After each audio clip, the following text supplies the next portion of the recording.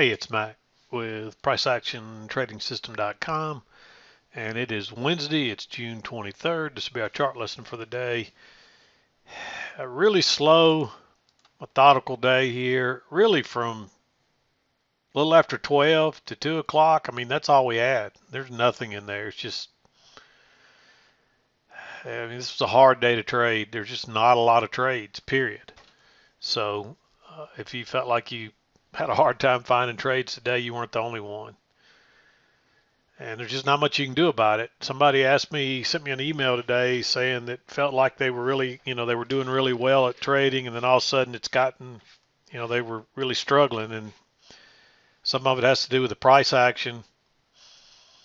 No volatility at all really today. We had a couple of decent moves. We had this two-legged move on the failed breakout, and I talk about that a lot. That sometimes these failed breakouts lead to they're important highs or lows, and you can see that prices never got this high again the rest of the day, and it led to those two legs down. Perfect two measured legs. We corrected. We actually went a little further in the end, but you can still see the two legs down. And then we got right back in, and then really there's just nothing going on up here. We had a good bit of movement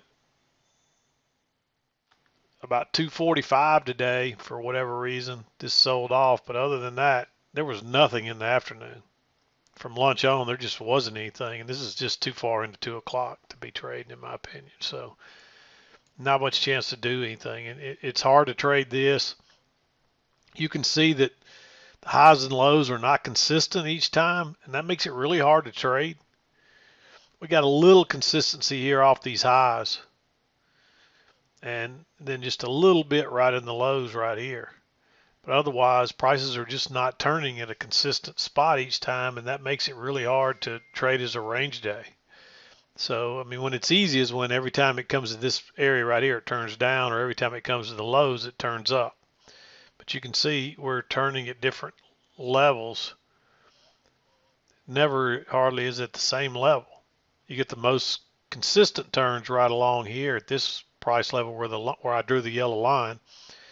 Nothing really down here. These are the overnight lows. You can see we did bounce and we did have a little failed breakout, but that's way too late in the day.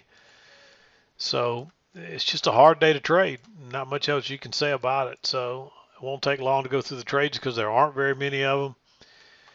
And sometimes the key on a day like this is just being patient and waiting on a good setup. And if you don't get one, you just have to be able to learn to sit there and not force a trade, because if you force one, you're probably going to screw up.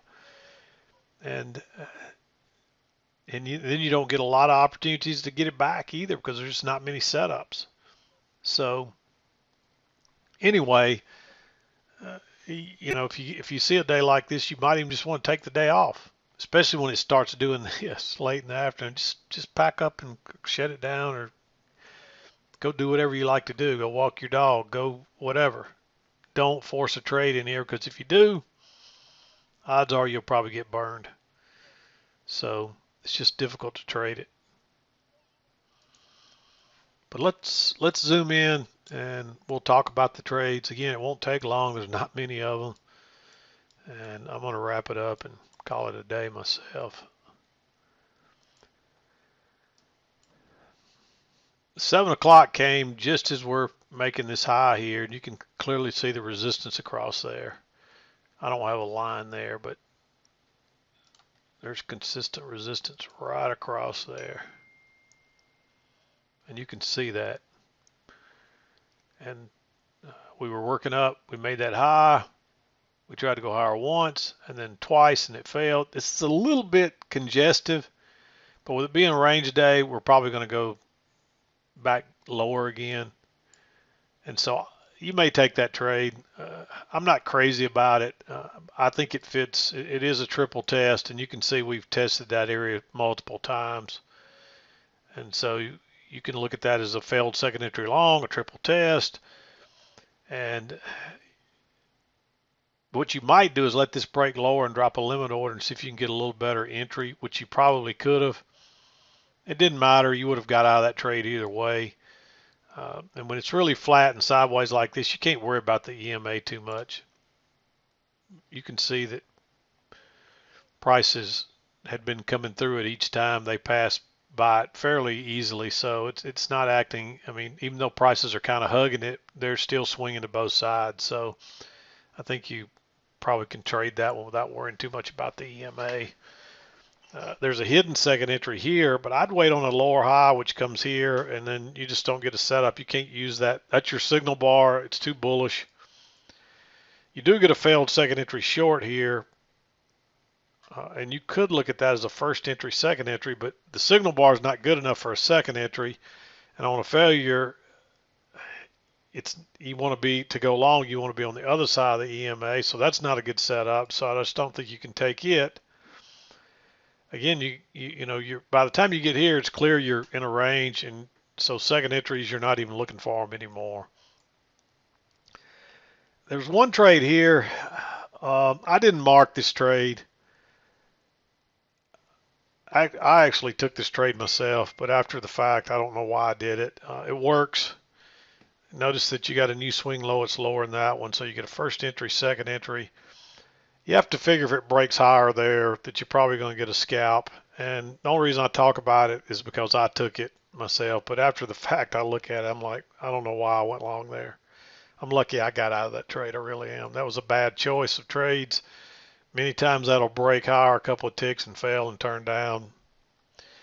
The reason I tell you the main reason I like this one is because really, even though you got a first entry and a second entry right there, you could look at it as a failure right here.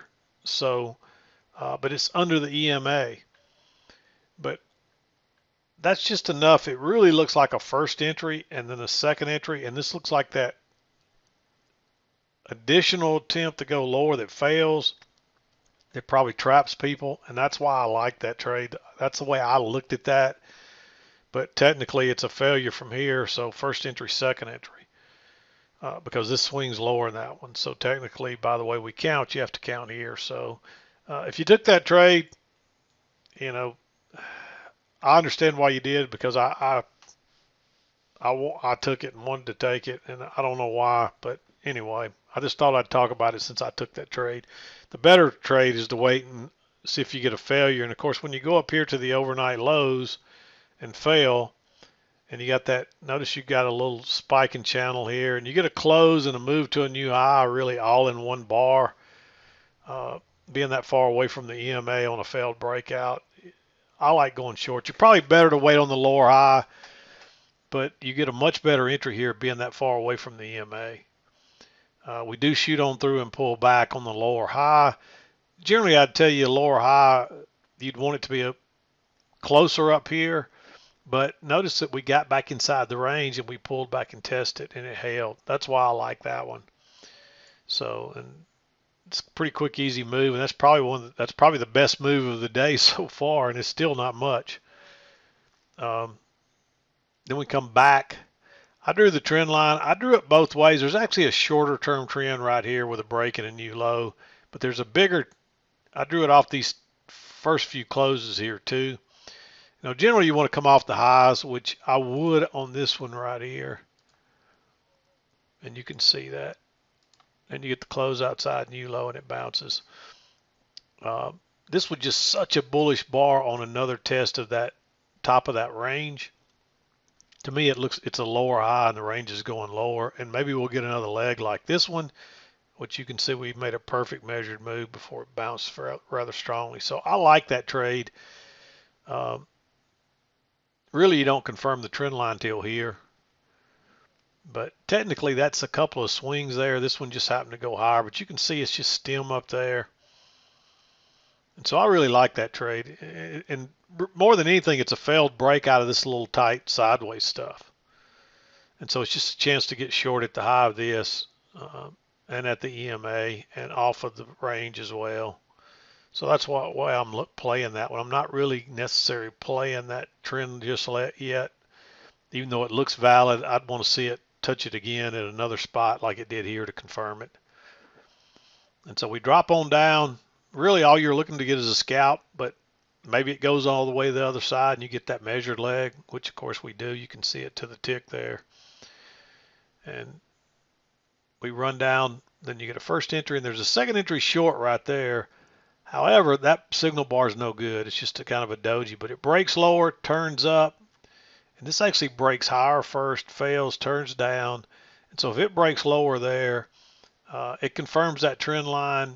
It's not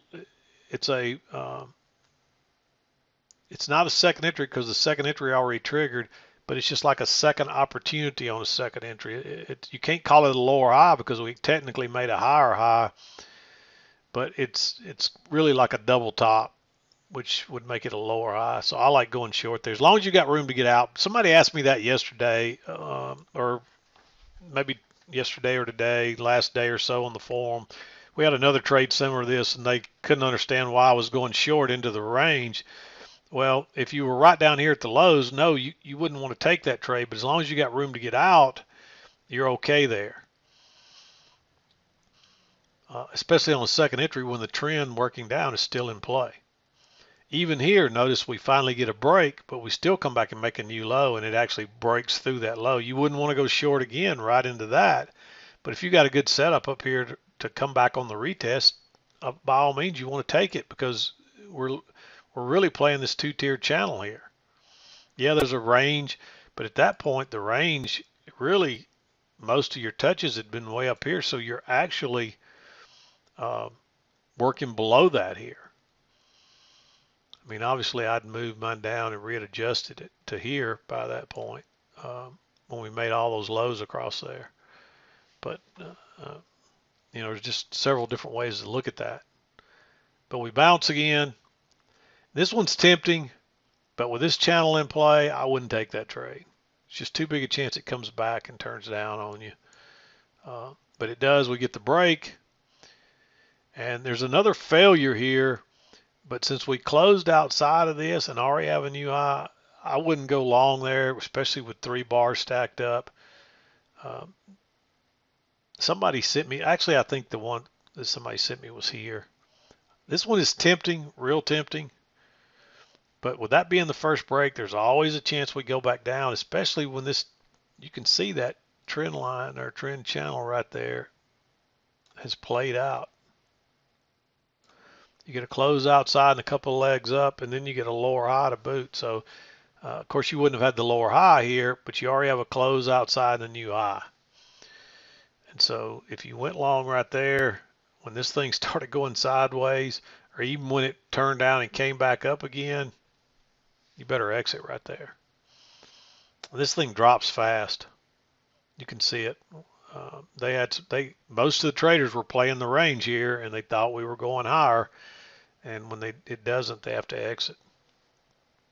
And then all that does is run all the stops, and you go back and you head back up again. And notice you got that low. That bar is just too big. You want to wait on a higher low, which comes here right into the EMA. But when it pushes on through and pulls back, and you get a failure and made another higher low, if it breaks higher here, we're probably going higher. We're probably going to attempt to go to the other side of the range again. And so I like that one. Now is when you're looking for a reversal, not into the trend line or before we at least make a retest. And you might have looked for a reversal here if you had a better setup than that. But that runs on up, and then there's just nothing the rest of the day there. I mean, you can't trade any of this. There's a possibility. Notice the double top, and then you try to go higher once, twice. It breaks higher and turns down, but you got to go short. It's on the wrong side of the EMA. So for that reason, I really don't like it. You come back and you get a lower high here as well, but by that time, look at all the congestion there, and you see it probably would have worked. I don't know if there's enough room there. It's close. It's not worth risking it. Yeah, there's 1.5 points in there, so you need 6. So there's 7 ticks in there, so it would have worked, but I just don't think you want to risk it. Not when you're really looking for prices to possibly go higher, because we've had this break and we hadn't made a new high yet, and we should be going hopefully back to the upper side. And you see that's what we ended up doing before we sold off. So, and now we've bounced at the overnight lows. You can see that had a little failed break lower. Well, that, and so far that's turned out to be another important low. Will it make much difference and prices go a lot higher? I don't know. This time of day, anything could happen. So, yeah, really quiet day. I mean, there's probably some other green ones you could argue in there. You know, here's a chance you might have gotten long here if there's enough room in there. You might have taken that trade. This late in the day, I don't think it's a great idea, but that's one right there. Um, maybe even that one because you got a double top. So first entry, second entry, it's like a third entry. So, but really by that time, you're just kind of looking at this range. And so you might have taken that one. I think you'd be better off to wait on the higher low though that comes here, and I'm only going to mark that one green. It looks like there's enough room in there. Yeah, six ticks again, so just enough room to get out. And of course, you could have let it break higher and try to limit order to see if that worked for you as well, and giving yourself more room, which I think it would have. It actually broke lower again, but when it broke higher there, you don't have much room from there. So. Yeah, just not much happening today. So one clue that we might, let me show you this. You got, actually I'd probably measure it from there and then from there. When we didn't make that measured move here and turn down, that is an indication that we may go a little further in this direction. That's what that generally means. Either that or it's just going to be a range day and the support and resistance is going to hold. So that was another clue once we started trending down that, hey, we're probably going to go lower from right here. And we did. You can see we made two measured legs down and then actually made one more push that went a little further before we rallied. So anyway, that's it for today. I'm not going to beat around the bush. Not much happening. Hopefully tomorrow will be better. Hopefully things will pick back up. You know, it was like this for a couple of weeks there, and then a few days there, all of a sudden the volatility kicked back up on the big sell-off, and then we rallied back, and now we're, you know, it's just at this price level, maybe there's not a lot of buying. So not sure. It doesn't really matter what's causing it. Just follow the price action. That's all we care about. And right now I mean, really, when you look at from lunchtime on to 2 o'clock, and you only got maybe a dozen bars there, that means your volume is very low and your volatility is very low. So it's dangerous to trade that. And that's why I didn't have any trades marked. Again, like I said, there's probably trades in there you could argue for on a green or whatever, but I don't think they're, you know, if I didn't mark them, I don't think they're worth taking, so I wouldn't waste my time with them. Don't force trades on a day like this. Either take the day off or sit there patiently and wait on something to happen, because there will be some trades. I mean, and you can see there's 1, 2, 3, 4 that are red or blue. And remember, the green ones are, people will ask me about these greens. Well, you know, that's a real aggressive, you know, trade. Why did you mark it? Well, that's why I marked it green. That's what the green means, is that it's an aggressive trade, and you need to be really careful. And there's something about it that doesn't make it a perfect trade, although it probably still fits our entry criteria. So make sure you understand that. If it's green, there's a reason I didn't make it red or blue. If it's red or blue, it means it's a good trade. You should have, you know, it's one you could take and should have taken or whatever. So anyway, I'm going to wrap it up. We'll be back again tomorrow. Today is Wednesday, so we'll come back and wrap up our week tomorrow. Again, it's hard to believe another week's gone by. June will be over before you can blink an eye. So anyway, I'm done for today. This is Mac with PriceActionTradingSystem.com, and we'll see you next time.